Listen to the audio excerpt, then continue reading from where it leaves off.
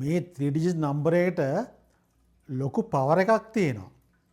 සමහර ලාවට එකම income එක තිබුණත් සමහරට එකම down payment එක තිබුණත් ලැබෙන outcome එක වෙනස් වෙන්න පුළුවන් මේ number එක නිසා. මොකක්ද මේ number එක? ඒකට කියනවා credit score කියලා.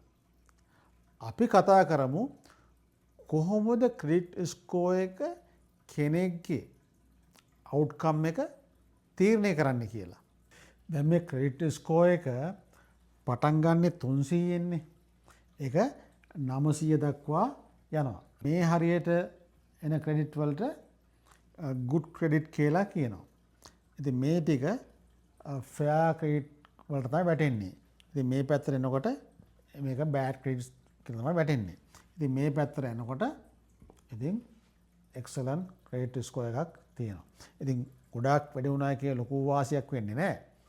අපි බලමු කොහොමද මේක Tamanට mainly බලපාන්නේ කියලා. දැන් ගමුකෝ කෙනෙක්ගේ income එක as example ගමුකෝ 100,000 කියලා. මේ $100,000 income එකක් තියෙන කෙනෙක්ගේ credit එක හොඳ නම් lender කියනවා වෙන්න පුළුවන් අය credit එක හොඳයි ඒ හින්දා වැඩි percentage එකක් එයාගේ income එකෙන් අපි යට ණය ගෙවන්න දෙන්නම් කියලා. ඒ කියන්නේ මොකද්ද?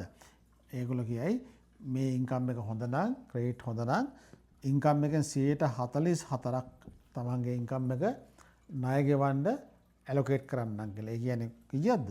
44,000 නේද? ඉතින් ඒ income එකම තියෙන කෙනෙක්ගේ credit එක එච්චර හොඳ නැත්නම් බැංකුව කිය එයා risky borrower කෙනෙක්. ඒ නිසා අපි එයාගේ 35% විතර income එකෙන් allocate කරන්නම් එයාට ණය ගෙවන්න කියලා. ඒ කියන්නේ කීයක්ද? $35,000. මේ මම average විදිහට කතා කරන්නේ.